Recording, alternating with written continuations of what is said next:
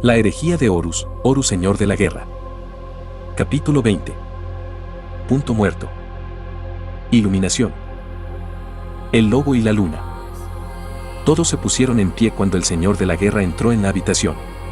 Era una sala grande situada en el complejo habitacional donde los imperiales se reunían para sus reuniones informativas regulares. Ventanas enormes de cristal blindado ofrecían vistas a las terrazas escalonadas de la ciudad arbolada y al centelleante océano situado más allá.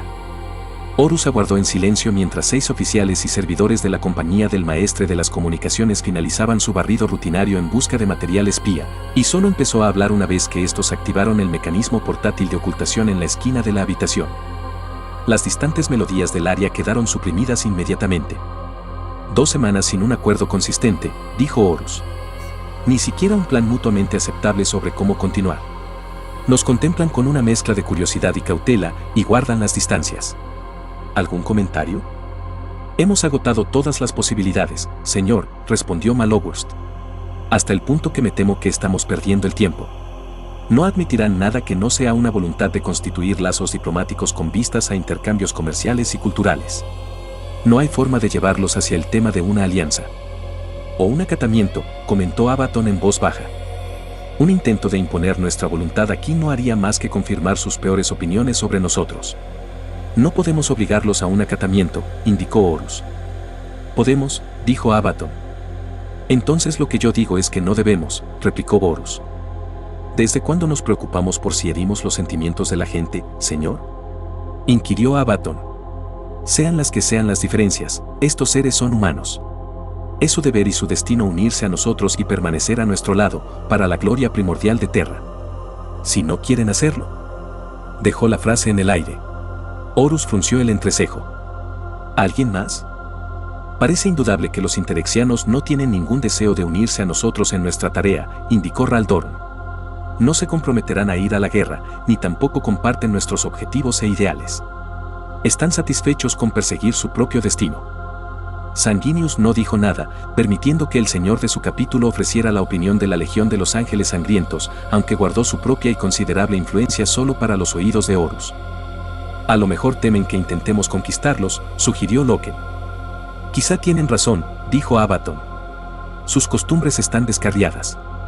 Demasiado descarriadas para que les demos acceso sin forzar cambios. No libraremos una guerra aquí, declaró Horus. No podemos permitírnoslo. No nos podemos permitir abrir un conflicto en este frente. No en este momento. No en la gran escala que sojuzgar a los interexianos exigiría. Si es que necesitan que los sojuzguen. Azekel tiene razón, dijo Erebus en voz baja. Los interexianos, por buenas razones, estoy seguro, han construido una sociedad que está demasiado reñida con el modelo de cultura humana que el emperador ha proclamado. A menos que muestren una voluntad de adaptarse, se les debe contemplar necesariamente como enemigos de nuestra causa. A lo mejor el modelo del emperador es demasiado estricto, dijo el señor de la guerra con rotundidad. Se produjo un silencio. Varios de los presentes intercambiaron miradas de soslayo con silenciosa inquietud. Por favor, exclamó Sanguinius, rompiendo el silencio. ¿Qué son esas expresiones que veo? ¿Realmente abrigáis la idea de que nuestro señor de la guerra tiene intención de desafiar al emperador? ¿A su padre? Lanzó una sonora carcajada ante la simple idea y obligó a varias sonrisas a aflorar. Abaddon no sonreía. El emperador, amado por todos, empezó, nos concedió autoridad para llevar a cabo sus órdenes y hacer que el espacio conocido fuera seguro para los asentamientos humanos. Sus edictos son inequívocos. No debemos tolerar al alienígena ni al psíquico incontrolado, hemos de salvaguardarnos contra la oscuridad de la disformidad y unificar los focos desplazados de la humanidad. Esa es nuestra tarea. Cualquier otra cosa es un sacrilegio contra sus deseos. Y uno de sus deseos, dijo Horus, fue que yo fuera señor de la guerra, su único regente, y me esforzara por convertir en realidad sus sueños. La cruzada nació de la era de los conflictos, Ezequiel.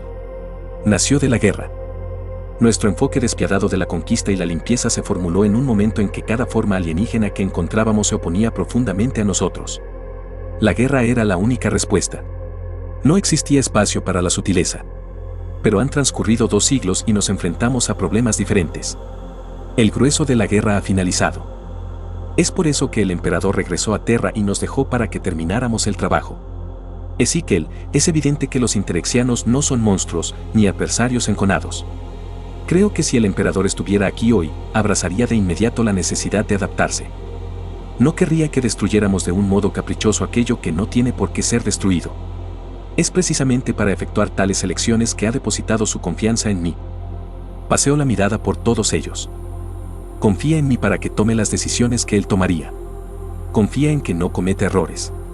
Se me debe permitir la libertad de interpretar la política a seguir en su nombre. No dejaré que se me obligue a actuar con violencia simplemente para satisfacer una expectativa servil. Una tarde helada había cubierto las gradas de la ciudad y bajo capas de follaje agitadas por la brisa del océano, las calzadas y aceras estaban iluminadas con farolas de un blanco gélido. Los deberes de Loken para aquella parte de la noche eran como escolta del perímetro. El comandante cenaba con Yavdanot y otros personajes ilustres en la casa palaciega del comandante general. Horus había confiado al Mornival que esperaba usar la oportunidad para presionar informalmente a Naud en busca de unos compromisos más sustanciales, incluyendo la posibilidad de que los interexianos podrían, al menos por el momento, reconocer al emperador como la verdadera autoridad humana.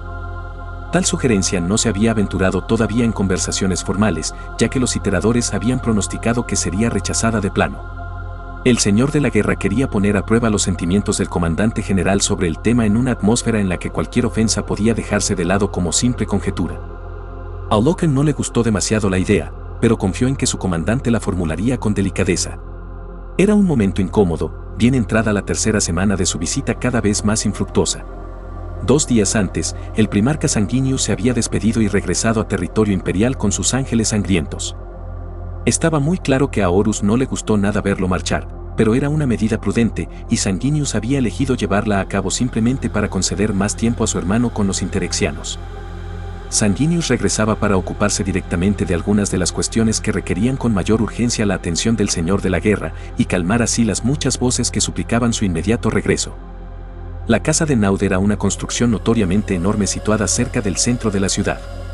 Con 6 pisos de altura, sobresalía de una de las gradas cívicas más espléndidas y estaba construida a partir de un gran armazón de hierro negro relleno de mosaicos de madera barnizada y cristales de colores. Los interexianos no permitían que extranjeros armados se movieran por su ciudad, pero se autorizó un pequeño destacamento para un personaje tan augusto como el señor de la guerra. La mayor parte del considerable contingente imperial estaba aislado en el complejo habitacional del Stranus hasta la mañana siguiente. Thor Gadon y 10 hombres de su compañía seleccionados cuidadosamente se encontraban en el interior del comedor, actuando como guardia de proximidad, en tanto que Loken, con 10 de sus hombres, deambulaban por los alrededores de la casa. Loken había elegido la 6ª escuadra de la 10ª compañía, la escuadra táctica Valkyrie, para que montaran guardia con él. Mediante su veterano jefe, el hermano sargento Carus, había desplegado a los hombres alrededor de las zonas de acceso a la sala y concebido un sencillo ciclo de patrulla. La casa estaba tranquila, y también la ciudad. Se escuchaba el sonido de la suave brisa procedente del océano, el siseo de la exuberante vegetación, el chapoteo y campanilleo de las fuentes decorativas y el murmullo del área en un segundo plano. Loken paseó de estancia en estancia, de sombra a luz.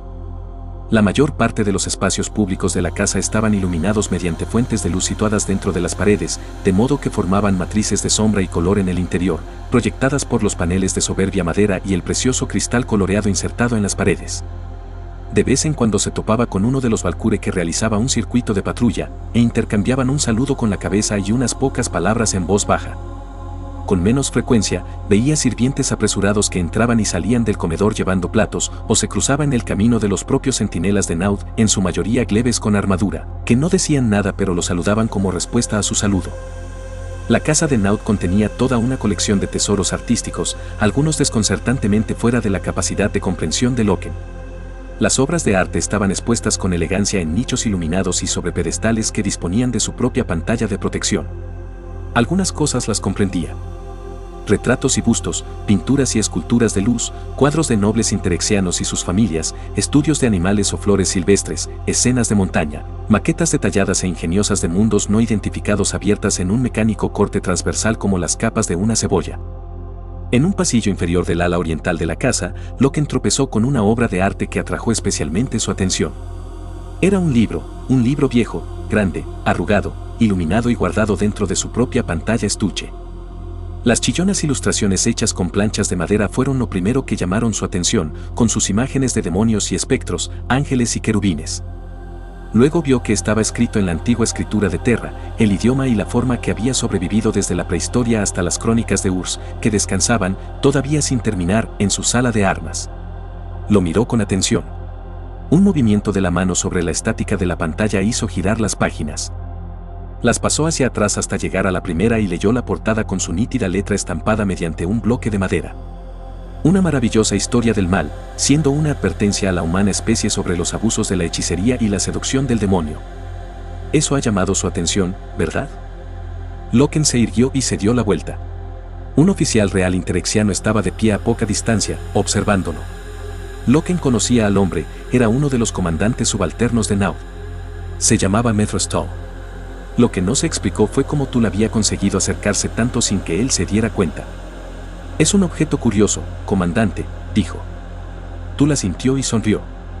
Era un glebe, y su lanza lastrada estaba apoyada contra un pilar detrás de él. Se había quitado el visor para dejar al descubierto su rostro agradable y honesto. Una similitud. ¿Una qué? Perdone, esa es la palabra que nos hemos acostumbrado a usar para referirnos a cosas que son lo bastante antiguas como para mostrar nuestro linaje común. Una similitud. Ese libro significa tanto para ustedes como para nosotros. Estoy seguro. Es curioso, ciertamente, admitió Loken, que, por cortesía, se desabrochó el casco y se lo quitó. ¿Hay algún problema, comandante? Tul efectuó un gesto tranquilizador. No, en absoluto. Mis deberes son similares a los suyos esta noche, capitán. Seguridad. Estoy a cargo de las patrullas de la casa. Loken asintió y volvió a señalar con la mano el antiguo libro que se exhibía allí. Hábleme de esta pieza. Si dispone de tiempo. Es una noche tranquila. Tul volvió a sonreír. Se adelantó y rozó la pantalla de protección con los dedos enfundados en metal para pasar las hojas. Mi señor Yepta adora este libro. Lo redactaron durante los primeros años de nuestra historia. Antes de que el Estado interexiano se fundara debidamente, durante nuestra expansión hacia el exterior desde Terra. Quedan muy pocas copias. Es un tratado contra la práctica de la hechicería. ¿Naud lo adora? Preguntó Loken. ¿Cuál es la palabra que utilizan? Una curiosidad. Había algo extraño en la voz de Tul, y Loken finalmente se dio cuenta de qué era. Aquella era la primera conversación que tenía con un representante interexiano sin que intérpretes meturge entonaran el aria como telón de fondo. Es una obra de una era oscura llena de tribulaciones, continuó Tul. Terrible y apocalíptica. Imagine, capitán, hombres de Terra viajando a las estrellas, equipados con tecnología sensacional y maravillosa, y temiendo tanto a la oscuridad que tenían que redactar tratados sobre demonios. ¿Demonios? Ya lo creo. Esto nos previene contra brujas, prácticas obscenas, espíritus familiares y las artes mediante las cuales un hombre podría transformarse en un demonio y atacar a los suyos. Algunos se convirtieron en demonios y se volvieron contra los suyos. Así que, ¿lo consideran una broma? ¿Una curiosa reversión a los tiempos de la ignorancia? No una broma, capitán, respondió Tul encogiéndose de hombros, sino un enfoque anticuado y alarmista. Los interexianos son una sociedad madura. Comprendemos la amenaza del caos muy bien y la colocamos en el lugar que le corresponde. ¿Caos? Tul frunció el entrecejo. Sí, capitán. Caos. Pronuncia la palabra como si no la hubiera oído nunca antes. Conozco la palabra, pero usted la pronuncia como si tuviera una connotación específica. Claro, desde luego que la tiene. Ninguna raza que efectúe viajes interestelares por el cosmos puede operar sin comprender la naturaleza del caos. Damos las gracias a los Eldars por enseñarnos sus rudimentos, pero no habríamos tardado en reconocerlos sin su ayuda. Sin duda, no se puede utilizar el Immaterium durante un tiempo prolongado sin aceptar el caos como su voz se apagó. Bendito sea el cielo. No lo saben, ¿verdad? ¿No sabemos qué? Le espetó Loken. Tul empezó a reír, pero no era una burla. Todo este tiempo hemos estado dándole largas al asunto y su señor de la guerra temiendo lo peor. Comandante, dijo Loken, dando un paso al frente, reconoceré mi ignorancia y abrazaré la iluminación, pero no permitiré que se rían de mí. Perdone. Dígame por qué debería hacerlo. Ilumíneme. Tul dejó de reír y miró a Loken a la cara fijamente. Sus ojos azules eran terriblemente fríos y penetrantes. El caos es la condenación de toda la humanidad, Loken. El caos no sobrevivirá y bailará sobre nuestras cenizas. Todo lo que podemos hacer, todo lo que podemos esforzarnos por conseguir, es reconocer su amenaza y mantenerla a raya mientras subsistamos. No es suficiente, dijo Loken. Estábamos tan equivocados, siguió Tul negando con la cabeza. ¿Sobre qué? Sobre ustedes. Sobre el imperio. Tengo que ir a ver a Naud inmediatamente y explicarle esto. Si al menos la naturaleza de esto hubiera salido antes. Explíquemelo primero. Ahora. Aquí.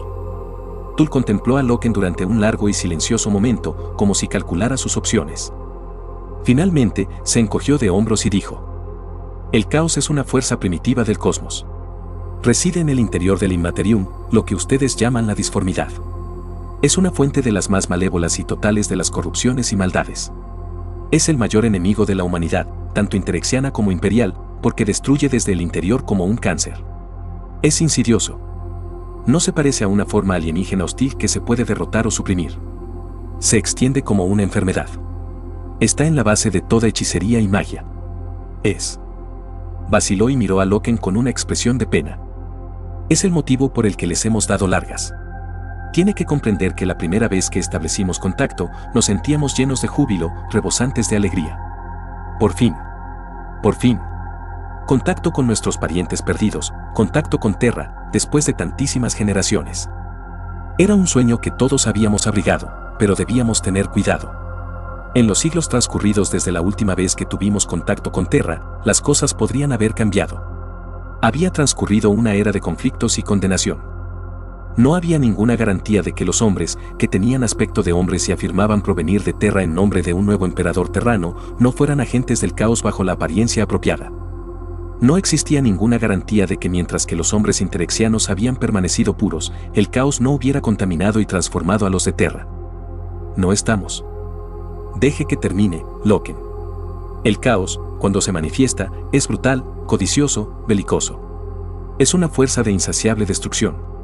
Eso es lo que nos han enseñado los Eldars y los Kinebrach, y por lo tanto los hombres puros interexianos han estado siempre preparados para frenar al caos en cualquier parte donde alce su rostro belicoso. Dígame, capitán, ¿hasta qué punto no parecen ustedes belicosos? Enormes y corpulentos, criados para combatir, impelidos a destruir, conducidos por un hombre al que llaman alegremente Señor de la Guerra. ¿Señor de la Guerra? ¿Qué clase de rango es ese? No emperador, ni comandante, ni general, sino Señor de la Guerra. La contundencia del término apesta a caos. Queremos abrazarlos, ansiamos poder hacerlo, unirnos a ustedes, estar hombro con hombro a su lado, pero les tememos, Loken. Se asemejan al enemigo que hemos sido educados para prevenir desde el momento mismo de nacer. El irresistible e implacable demonio de la guerra del caos. El dios sanguinario de la aniquilación. Ese no somos nosotros, dijo Loken, horrorizado. Lo sé, indicó Tul, asintiendo con vehemencia. Lo veo ahora. De verdad. Hemos cometido una equivocación con nuestras dilaciones. No existe mácula en ustedes. Únicamente hay la más sorprendente inocencia. Intentaré no sentirme ofendido. Tul lanzó una carcajada y cerró las manos sobre el puño derecho de Loken. No es necesario, no es necesario. Podemos mostrarles los peligros que hay que esperar. Podemos ser hermanos y... Se interrumpió de pronto y apartó las manos. ¿Qué sucede?, preguntó Loken. Tul escuchaba su transmisor de comunicaciones y su rostro se oscurecía. Comprendido, respondió a través del micrófono del cuello. Acción inmediata. Volvió a mirar a Loken. Bloqueo de seguridad, capitán. ¿Le importaría? Lo siento. Esto parece muy brusco después de lo que hemos estado hablando, pero ¿podría entregarme sus armas? ¿Mis armas? Sí, capitán. Lo siento, comandante, pero no puedo hacer eso. No mientras mi comandante esté en el edificio. Tul carraspeó y encajó con cuidado el visor blindado a la armadura. Alargó la mano y agarró con cautela su lanza. Capitán Loken, dijo. La voz surgía ahora de su equipo de comunicación, exijo que me entregue sus armas ahora mismo. ¿Por qué motivo?, inquirió él, dando un paso atrás. No tengo por qué dar una razón, maldita sea. Soy oficial de guardia en territorio interexiano. Entrégueme sus armas. Loken se encajó su propio casco. Las pantallas del visor aparecieron alarmantemente en blanco. comprobó el subcomunicador y los canales de seguridad, intentando comunicar con Kyrus, Torgadon o cualquier miembro del destacamento de escolta. Los sistemas de su traje estaban siendo bloqueados exhaustivamente. ¿Me está neutralizando?, preguntó. Los sistemas de la ciudad lo están neutralizando. Entrégueme el arma que lleva al costado, Loken. Me temo que no puedo. Mi prioridad es defender a mi comandante. Vaya, es listo, dijo Tull negando con la cabeza acorazada.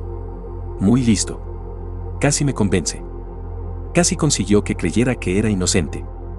Tull, no sé qué sucede. Por supuesto que no lo sabe. Comandante Tull, habíamos alcanzado un acuerdo, hombre a hombre. ¿Por qué hace esto? Seducción. Casi me convence. Estuvo genial, pero no lo calcularon bien. Mostraron su juego demasiado pronto. ¿Juego? ¿Qué juego? No finja. La galería de los artefactos está ardiendo. Ustedes han movido ficha. Ahora los interexianos responden. Tull, le advirtió Loken posando la mano con firmeza sobre el pomo de su espada, no me obligue a pelear. Con un rugido de rabia, el glebe blandió su lanza contra Loken. El oficial interexiano se movió con una velocidad pasmosa, e incluso con la mano apoyada en la espada, Loken no tuvo tiempo de sacarla.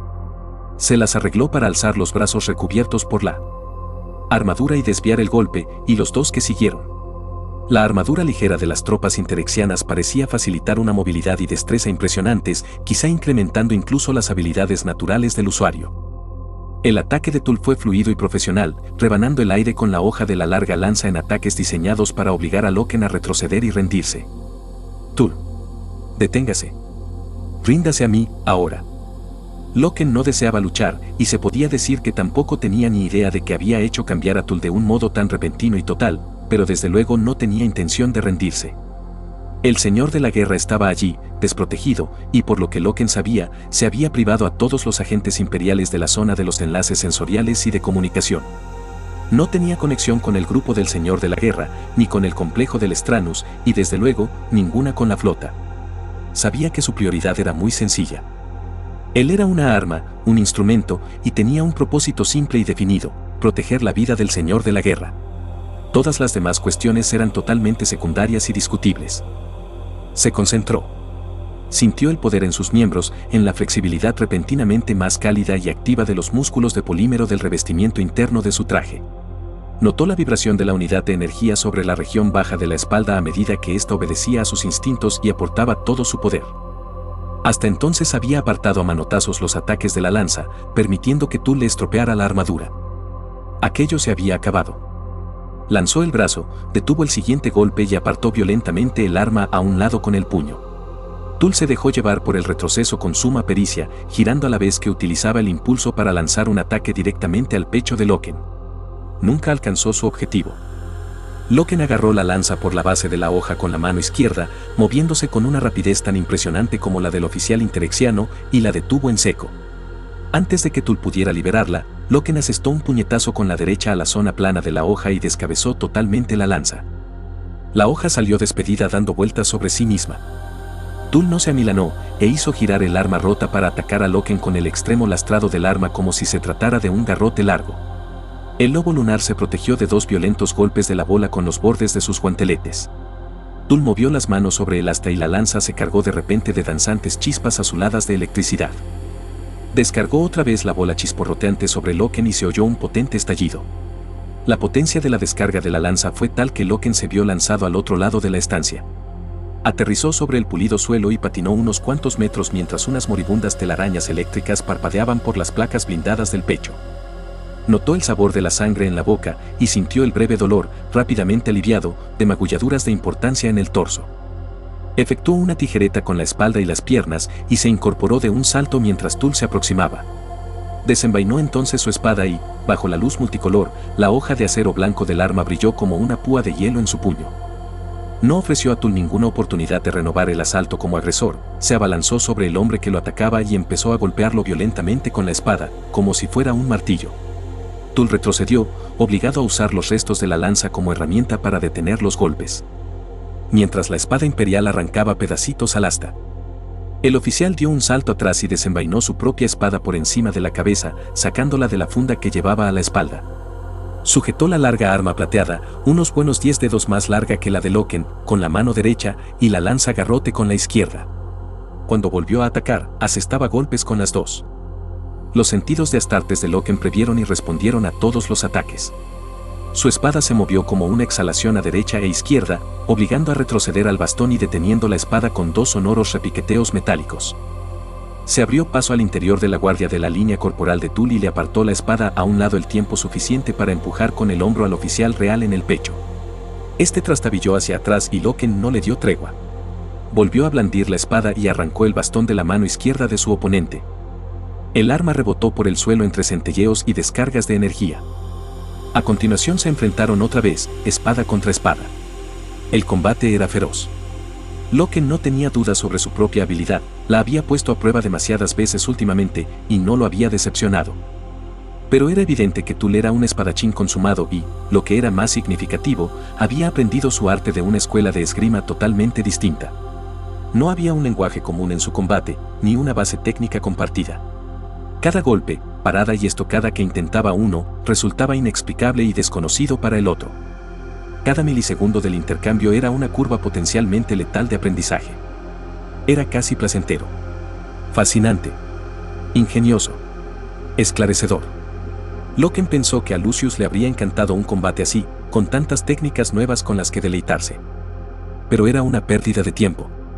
Loken detuvo el siguiente mandoble, atrapó la muñeca derecha de su adversario con fuerza con la mano izquierda y golpeó el brazo que empuñaba la espada a la altura del codo con un limpio y deliberado tajo. Tul se balanceó hacia atrás mientras la sangre salía a chorros por el muñón. Loken arrojó la espada y el miembro seccionado a un lado y agarró a Tul por el rostro, a punto de efectuar su golpe de gracia, el veloz movimiento de decapitación descendente y ascendente, pero cambió de idea y en vez de ello golpeó la cabeza del otro con la espada. Usando la hoja plana. Tul salió despedido por los aires. Su cuerpo dio torpes volteretas laterales por el suelo y fue a detenerse contra la base de uno de los pedestales de exhibición. La sangre goteó por el pedestal formando un charco.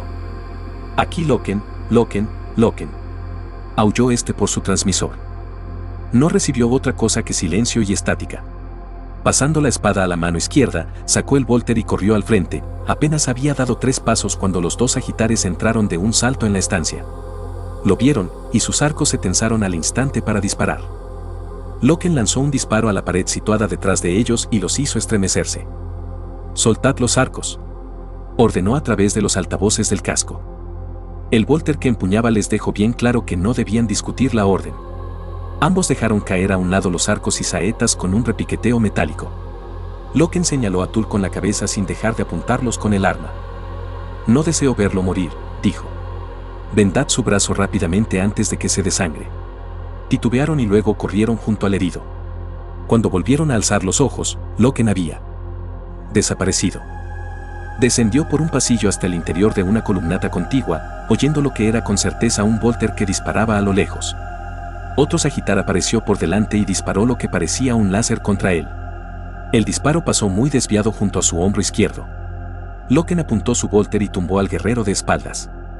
Otros 2 soldados interexianos hicieron su aparición, otro sagitar y un glebe. Loken, corriendo todavía, les disparó antes de que pudieran reaccionar. La potencia de sus disparos, los 2 dirigidos al torso, arrojó a los 2 soldados de espaldas contra la pared, desde donde resbalaron hasta el suelo. La armadura de los guerreros interexianos era muy resistente y sus proyectiles no habían atravesado el blindaje del pecho de ninguno de los 2 hombres, aunque la violenta fuerza del impacto los había dejado fuera de combate y probablemente había hecho papilla sus tripas. Oyó pasos y se volvió. Era Kyrus y uno de sus hombres, Oltrens. Ambos empuñaban armas. «¿Qué demonios sucede, capitán?», chilló Kyrus. «Venid conmigo», ordenó Loken. «¿Dónde está el resto del destacamento?». «No tengo ni la más mínima idea», se quejó Kyrus. «El comunicador no funciona». «Nos están neutralizando», añadió Oltrens. «La prioridad es el señor de la guerra», les aseguró Loken. «Seguime y...». Se produjeron más destellos, como si fuera fuego láser. Proyectiles que se movían con tanta rapidez que no eran más que líneas de luz, descendieron como una exhalación por la columnata, tan deprisa que Loken no pudo seguirlas con la mirada. Oltrens cayó de rodillas con un fuerte estruendo metálico, atravesado por 2 flechas sin plumas que habían penetrado limpiamente a través de su blindaje modelo 4. Penetrado limpiamente. Loken recordaba todavía la expresión divertida de Thor Gadon y la aseveración de Aximand, probablemente son ceremoniales. Oltrens cayó de bruces. Estaba muerto, y no había tiempo ni ningún apotecario que convirtiera su muerte en algo provechoso. Más saetas pasaron junto a ellos como una exhalación. Loken sintió un impacto. Kairos se tambaleó cuando el dardo de un sagitar perforó totalmente su torso y se incrustó en la pared detrás del guerrero. Kairos. Siga adelante, capitán. Respondió él, arrastrando las palabras debido al dolor. Un disparo demasiado limpio. Curaré. Kairos se puso en pie y abrió fuego con su volter de asalto disparando en automático. Roció la columnata situada frente a ellos, y Loken vio que 3 sagitares caían hechos un ovillo y explotaban bajo la atronadora descarga del arma. Su coraza se rompía, ahora. Después de 6 o 7 impactos consecutivos de proyectiles perforadores explosivos, sus armaduras cedían. ¿Hasta qué punto los hemos subestimado?, pensó Loken, y siguió adelante, con Kairos cojeando tras él. El herido ya había dejado de sangrar. Su cuerpo genéticamente mejorado había autocicatrizado las heridas de entrada y salida, y lo que fuera que el dardo sagitar había ensartado entre aquellos 2 puntos, sin duda las mejoras incorporadas a la anatomía Astartes lo compensaban ya. Juntos, se abrieron paso violentamente hasta el interior del comedor principal. La habitación era un caos. Thor Gadon y el resto de su destacamento cubrían al señor de la guerra mientras lo llevaban en dirección a la salida sur. No se veía ni rastro de Naud, pero los soldados interexianos disparaban al grupo de Thor Gadon desde una entrada en el otro extremo de la sala. El fuego de Volter iluminaba el aire. Varios cuerpos, incluido el de un lobo lunar, yacían retorcidos entre las sillas y las mesas de banquete volcadas. Loken y Kairos dirigieron su fuego hacia la lejana entrada. Tarik. Me alegro de verte, Garby. ¿Qué diablos es esto? Un error. Rugió Horus, su voz quebrándose de desesperación. Esto es una equivocación. Una equivocación. Brillantes haces de luz azotaron la pared situada junto a ellos. Dardos sagitares hendieron el aire cargado de humo. Uno de los hombres de Thor Gadon se dobló hacia adelante con el casco atravesado por un dardo. Equivocación o no, tenemos que salir de aquí. Ahora. Aulló Loken. Saquias. Ciclos. Regold.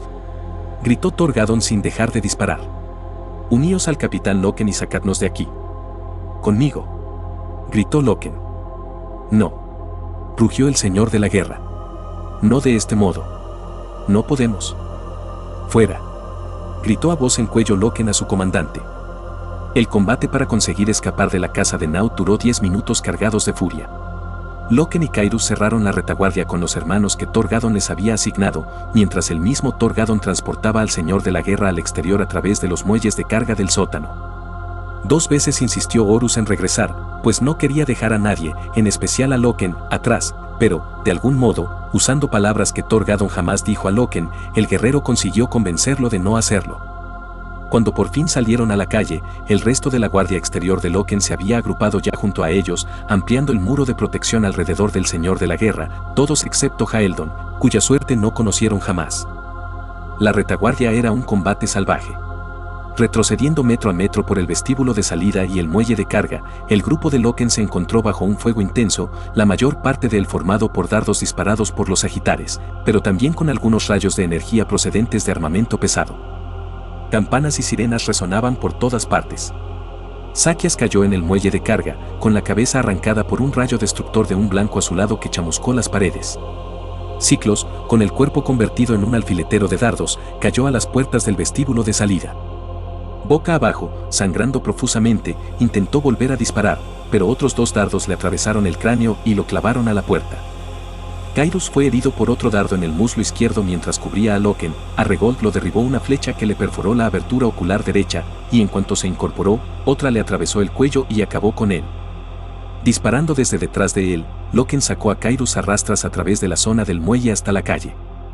La noche cubría la ciudad en el exterior, y el oscuro dosel de hojas siseaba bajo la brisa sobre sus cabezas. Las farolas centelleaban. A lo lejos, un resplandor rojizo iluminaba las nubes, brotando hacia lo alto desde un edificio situado en las profundidades más remotas de la ciudad escalonada. Las sirenas ululaban a su alrededor. Estoy bien, dijo Kairos, a pesar de que era evidente que tenía problemas para mantenerse en pie. Esa estuvo cerca, capitán. Alzó la mano y arrancó una hasta sagitar que estaba clavada en la placa del hombro derecho de Loken. Era el golpe que había notado en la columnata. No lo bastante cerca, hermano, respondió Loken. Vamos, si es que vais a venir. Gritó Torgadon, acercándose a ellos al tiempo que lanzaba una rociada de fuego de Volter muelle abajo. Esto es un desastre, dijo Loken. Como si no me hubiera dado cuenta, escupió Torgadon, a la vez que desenganchaba una carga explosiva del cinturón y la arrojaba al pasillo del desembarcadero. La explosión lanzó un remolino de humo y cascotes en su dirección. Hemos de poner a salvo al señor de la guerra, indicó Torgadon. Al Stranus. Hemos de, empezó Loken, asintiendo. No, dijo una voz. Volvieron la mirada. Horus estaba de pie junto a ellos. El muelle que ardía iluminaba lateralmente su rostro y sus ojos tenían una expresión feroz. Aquella noche se había vestido para una cena, no para combatir, así que llevaba una túnica y una piel de lobo, pero quedaba bien claro por su actitud que se moría de ganas por tener una armadura y una buena espada. Con todo respeto, señor, dijo Torgadon. Somos la escolta designada. Está bajo nuestra responsabilidad. No, repitió Horus. Protegedme, por supuesto, pero no me iré en silencio. Esta noche se ha cometido un error terrible. Todo aquello por lo que hemos trabajado se ha ido a pique. Y por lo tanto, debemos sacarlo con vida, dijo Torgadon. Tarik tiene razón, señor, añadió Loken. Esta no es una situación que... Es suficiente, hijo, respondió Horus, y alzó los ojos hacia las ramas negras que suspiraban sobre sus cabezas. ¿Qué ha ido mal? Naut se sintió de pronto tan ofendido. Dijo que habíamos infringido la ley. Hablé con un hombre, dijo Loken, justo cuando las cosas se estropearon. Me hablaba del caos. ¿Qué? Del caos, y de que se trata de nuestro mayor enemigo común. Temía que estuviera en nosotros. Dijo que ese era el motivo de que se mostraran tan cautelosos, porque temían que podríamos haber traído al caos con nosotros. Señor, ¿a qué se refería? Horus miró a Loken. Se refería a Jubal. Se refería a las cabezas susurrantes. Se refería a la disformidad. ¿Has traído a la disformidad aquí, Garbiel Loken? No, señor. Entonces la imperfección está en ellos.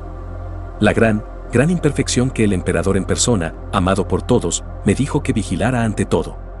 Dioses, deseaba que este lugar estuviera libre de ella. Que estuviera puro. Que fueran primos que pudiéramos abrazar contra nuestros pechos. Ahora conocemos la verdad. Loken negó con la cabeza. Señor, no. No creo que fuera eso a lo que se refería. Creo que estas gentes desprecian el caos, la disformidad, tanto como nosotros.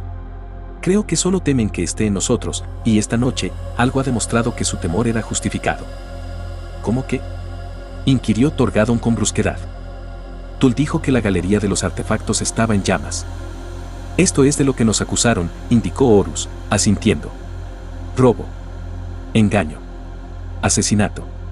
Al parecer alguien asaltó la galería de los artefactos y asesinó al conservador. Robaron armas. ¿Qué armas, señor? Preguntó Loken. Horus sacudió la cabeza. Naut no lo dijo. Estaba demasiado ocupado acusándome desde el otro extremo de la mesa. Ahí es a donde deberíamos ir ahora. Torgadon lanzó una risa burlona. Ni hablar. Hemos de ponerlo a salvo, señor. Esa es nuestra prioridad. El señor de la guerra miró a Loken. ¿Tú también crees eso? Sí, señor. Entonces resulta que voy a tener que daros una contraorden. Respeto vuestros esfuerzos por salvaguardarme. Tomo nota de vuestra lealtad acérrima. Ahora, condúcime a la galería de los artefactos. El edificio estaba en llamas. Las pantallas de contención estallaban en las profundidades inferiores del lugar y proyectaban una cascada de llamas hacia las galerías superiores. Un intérprete meturge, ennegrecido por el humo, salió cojeando a su encuentro. ¿Es que no han pecado suficiente?, preguntó, lleno de odio. ¿Qué es lo que cree que hemos hecho?, preguntó Horus. Un asesinato despreciable. Azeroth está muerto. La galería arde. Podrían haber solicitado conocer nuestras armas. No era necesario matar para obtenerlas. Nosotros no hemos hecho nada, respondió Horus, negando con la cabeza. El hombre se echó a reír y luego cayó al suelo. Ayudadlo, dijo Horus. Montones de cenizas caían sobre ellos, lloviendo desde un cielo negro y asfixiante. El fuego se había extendido al bosque que discurría sobre sus cabezas y la calle estaba iluminada por las llamas. En la atmósfera flotaba un olor fétido a vegetación quemada, y en calles situadas en terrazas inferiores, cientos de figuras se reunían y alzaban los ojos hacia el fuego.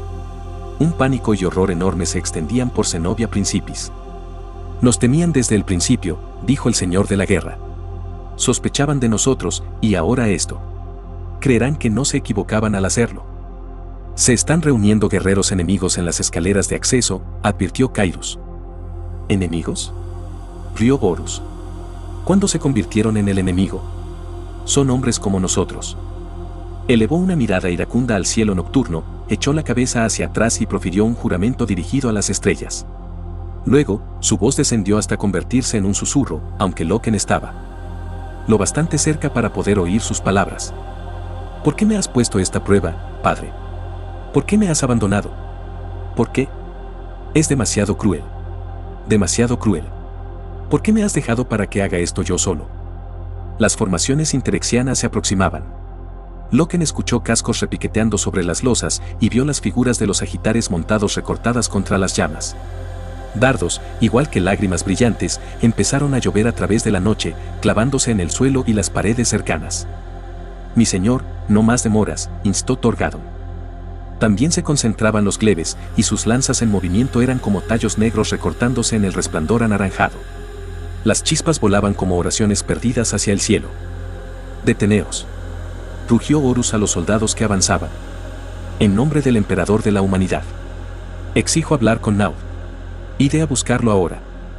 La única respuesta fue otra oleada de saetas. El lobo lunar situado junto a Torgadon cayó muerto, y otro se tambaleó hacia atrás, herido. Una flecha se incrustó en el brazo izquierdo del señor de la guerra, quien, sin un gesto de dolor, se la arrancó y contempló cómo la sangre salpicaba las losas a sus pies. Fue hacia el Astartes caído, se inclinó y recogió el volter y la espada del soldado. Fue su equivocación, dijo a Loken y a Torgadon. Su maldita equivocación. No nuestra. Si van a temernos, entonces vamos a darles buenos motivos para ello. Alzó la espada que empuñaba. Por el emperador. Aulló en tónico. Iluminémoslos. Lupercal. Lupercal. Respondió el puñado de guerreros que lo rodeaba. Cayeron directamente sobre los agitares que cargaban, proyectando haces de luz cegadora en la estrecha calle con los disparos de sus volters. Los corceles robots se hicieron añicos y se desplomaron, con los hombres desprendiéndose de ellos con los brazos extendidos. Horus avanzaba ya a su encuentro, lanzando mandobles con la espada contra los flancos de acero y los pechos cubiertos de corazas.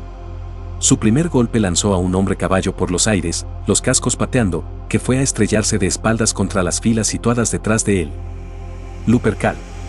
Aulló Loken, corriendo a colocarse al lado derecho del señor de la guerra y balanceando la espada con las dos manos. Torgadon cubrió el lado izquierdo, eliminando a un trío de glebes. Luego utilizó una lanza arrebatada a uno de ellos para golpear al grupo que apareció a continuación. Los soldados interexianos, algunos chillando, se vieron obligados a retroceder escaleras abajo o cayeron por encima de la barandilla de piedra de la calle y fueron a parar a la terraza situada debajo. De todas las batallas que Loken había librado junto a su comandante, aquella fue la más feroz, la más triste, la más despiadada. Mostrando los dientes bajo la luz de las llamas, blandiendo la espada contra el enemigo en todas direcciones, Horus parecía más noble de lo que Loken lo había visto jamás. Recordaría aquel momento años después, cuando el destino efectuó su cruel jugarreta y el sentido común se invirtió. Recordaría a Horus, señor de la guerra, en aquella calle estrecha iluminada por las llamas, defendiendo el honor y el valor inflexible del imperio de la humanidad. Tendrían que haberse pintado frescos, escrito poemas, compuesto sinfonías, para celebrar aquel instante en que Horus realizó su declaración más absoluta de devoción al trono. Y a su padre. No habría nada de eso. El odioso futuro engulló tales posibilidades, engulló también el recuerdo. Hasta que el hecho mismo de aquella nobleza se convirtió en algo imposible de creer. Los guerreros enemigos, y eran guerreros enemigos en aquellos momentos, taponaron la calle, empujando al señor de la guerra y a los pocos escoltas que quedaban a formar un círculo cerrado. Una última resistencia. Curiosamente era como lo había imaginado, aquella noche en el jardín, al efectuar su juramento. Una espléndida y postrera resistencia contra un enemigo desconocido, combatiendo al lado de Horus. Estaba cubierto de sangre, la armadura con agujeros y abolladuras en un centenar de lugares. No vaciló. A través del humo que flotaba en lo alto, Loken vislumbró una luna pequeña que brillaba en la esquina de aquel firmamento extraño. De un modo muy apropiado, se reflejaba en el espejo reluciente del océano en medio de la bahía. «Lupercal», gritó Loken.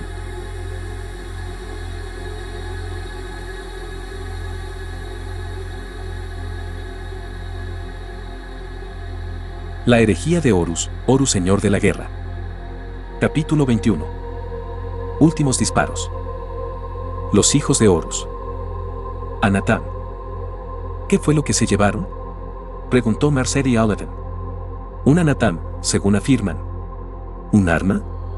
Nosotros no la cogimos, dijo Loken, despojándose del resto de su abollada armadura. No nos llevamos nada. La matanza fue por nada. La joven se encogió de hombros y a continuación sacó un fajo de papeles de su vestido. Eran las últimas creaciones de Carcassi y ella había ido a la sala de armas con el pretexto de entregarlas. En realidad, tenía la esperanza de averiguar qué había sucedido en Zenobia. ¿Me lo contará?, preguntó. Loken alzó los ojos. Había sangre seca en su rostro y manos. Sí, contestó. La batalla de Zenobia Principis duró hasta el amanecer y sumió en ella a gran parte de la ciudad. A la primera señal de disturbios, incapaz de establecer contacto ni con el señor de la guerra ni con la flota, Abaddon y Aximand habían movilizado a las dos compañías de lobos lunares acuarteladas en el Estranus. En las calles que rodeaban la zona del complejo, los interexianos tuvieron su primera experiencia del poder de los astartes imperiales. En los años venideros tendrían muchas más.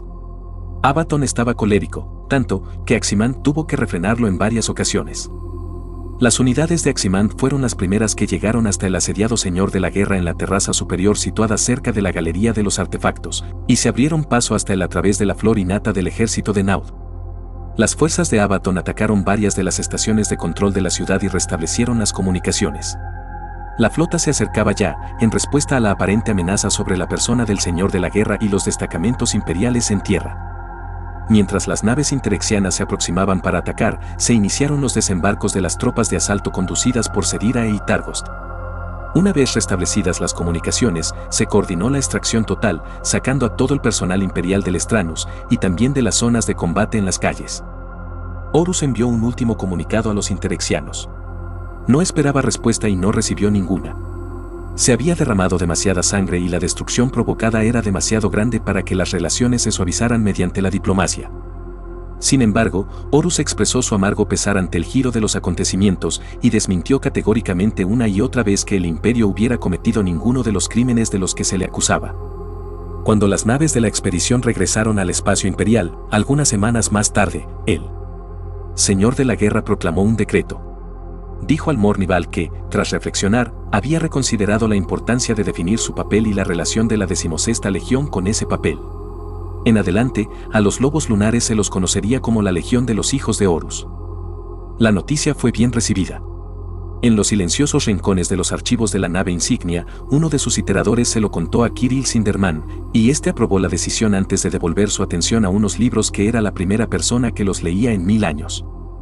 En el bullicio del refugio, los rememoradores, muchos de los cuales pudieron abandonar el Estranus gracias a los astartes, aclamaron el nuevo nombre y bebieron a su salud. Ignace Carcassi dedicó un trago al honor de la legión y al capitán Loken en particular, y luego tomó otro solo para asegurarse. En su habitación, Euprati Kyle se arrodilló ante su santuario secreto y dio las gracias a su Dios, el emperador de la humanidad, siguiendo los sencillos términos del Lectio Divinitatus, alabándolo por darles hombres fuertes y honorables para protegerlos. Hijos de Horus, todos. El aire zumbaba por los oxidados conductos y salidas de humos. La oscuridad se acumulaba en las criptas del vientre del espíritu vengativo, en las entinas donde apenas entraban ni los marineros ni los protoservidores de categoría más ínfima. Solamente las alimañas vivían allí, piojos y ratas, que mantenían una existencia asquerosa royendo las entrañas corroídas de la vieja nave. A la luz de una única vela, el hombre sostenía una extraña espada en alto y contemplaba cómo el resplandor centelleaba en el filo. La hoja era ondulada en los bordes, gris como pedernal pulido, y reflejaba la luz con un destello que recordaba al diamante. Un objeto magnífico. Un objeto hermoso. Un objeto que podía cambiar el cosmos. Percibía cómo respiraba en su interior la promesa que contenía. La promesa y la maldición. Poco a poco, Erebus bajó el Anatam, lo colocó en su cofre y cerró la tapa. ¿Y eso es todo? Lo intentamos, dijo Loken. Intentamos establecer un vínculo con ellos. Fue un intento valiente, noble. La guerra habría sido más fácil. Pero fracasó. Sí, añadió. Loken había cogido el polvo de pulir y un paño y trabajaba en los arañazos y muescas del peto de su armadura, a pesar de saber perfectamente que las marcas eran demasiado profundas en esta ocasión y que tendría que llamar a los armeros. ¿De modo que fue una tragedia?, preguntó ella. Sí, dijo él, pero no fue culpa nuestra. Jamás me había sentido tan seguro. ¿De qué? Horus, como señor de la guerra. Como representante del emperador. Jamás lo puse en duda, pero al verlo allí, al ver lo que intentaba hacer, jamás estuve tan seguro de que el emperador efectuó la elección correcta. ¿Qué sucederá ahora? ¿Con los interexianos? Imagino que se harán intentos de obtener la paz. La prioridad será baja, ya que esas gentes son algo marginal y no muestran ninguna inclinación a involucrarse en nuestros asuntos. Si la paz fracasa, con el tiempo se preparará una expedición militar. ¿Y en cuanto a nosotros? ¿Se le permite decirme cuáles son las órdenes de la expedición? Loken sonrió y se encogió de hombros. Hemos de encontrarnos con la 203ª flota dentro de un mes, en Sardis, antes de iniciar una campaña de acatamiento en el sistema Callades, pero por el camino efectuaremos un breve rodeo. Tenemos que resolver una pequeña disputa. Una vieja cuenta, si lo prefiere. El primer capellán Erebus ha pedido al señor de la guerra que interceda. Llegaremos allí y nos marcharemos en una semana aproximadamente. ¿Interceder dónde?, preguntó ella. En una luna pequeña, respondió Loken. En el sistema Davin.